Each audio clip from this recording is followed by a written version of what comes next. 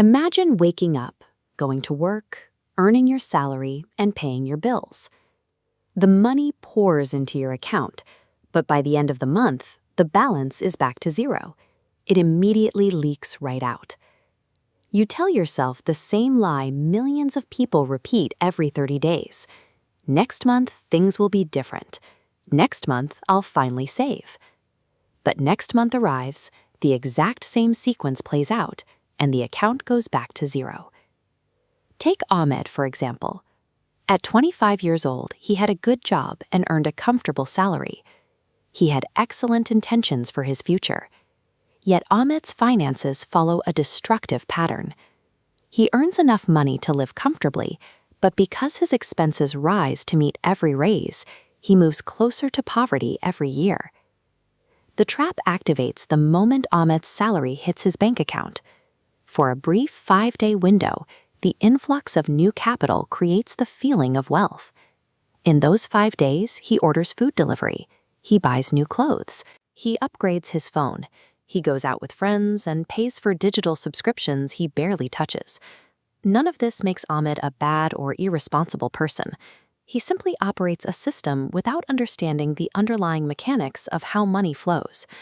Since the size of his paycheck clearly isn't the issue, something else is quietly draining his resources. An invisible force is siphoning his wealth before it can even accumulate. The entire structure collapses the moment it encounters stress. One afternoon, Ahmed's car breaks down, requiring a sudden $800 repair. Because his financial system contains exactly zero cash buffer, the repair bill triggers a panic response. He is forced to put the $800 on a high-interest credit card. This single event starts a downward spiral. A few months later, another hits, then another. That initial $1,000 of debt slowly grows into $3,000, then $7,000. This is the micro-decision drain. The repair bill merely exposed the damage caused by hundreds of minor choices. $10 here, $20 there, $50 elsewhere. Individually, they didn't feel important, but cumulatively they formed a massive deficit that hollowed out his entire income. Long-term financial stability is dictated by the scale of repeated, small decisions over time. To repair the system, Ahmed implemented 3 structural rules. First, he stopped spending capital to simulate the appearance of wealth. Society teaches us that expensive cars and designer clothes indicate prosperity. In reality, wealth is the money you intentionally choose not to spend.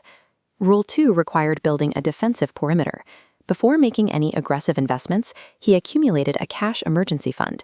This buffer isolates your system from unexpected shocks without relying on high-interest debt.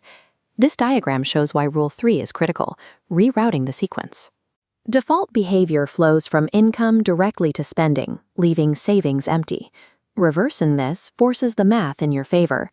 10% is blocked off for savings. You live on the remaining 90%. Patching these 3 behavioral vulnerabilities transforms a volatile, leaky sieve into a compounding engine. This matrix represents a framework for growth. Your financial trajectory is governed by the relationship between 4 interconnected pillars: what you earn, spend, keep, and grow. Most people focus exclusively on maximizing the earn pillar. If you increase your income but neglect the keep and grow pillars, the extra capital bleeds out through lifestyle inflation. We can see this in Chart A. A person earning $5,000 a month but spending $5,200 is sliding into debt. Now compare that to Chart B.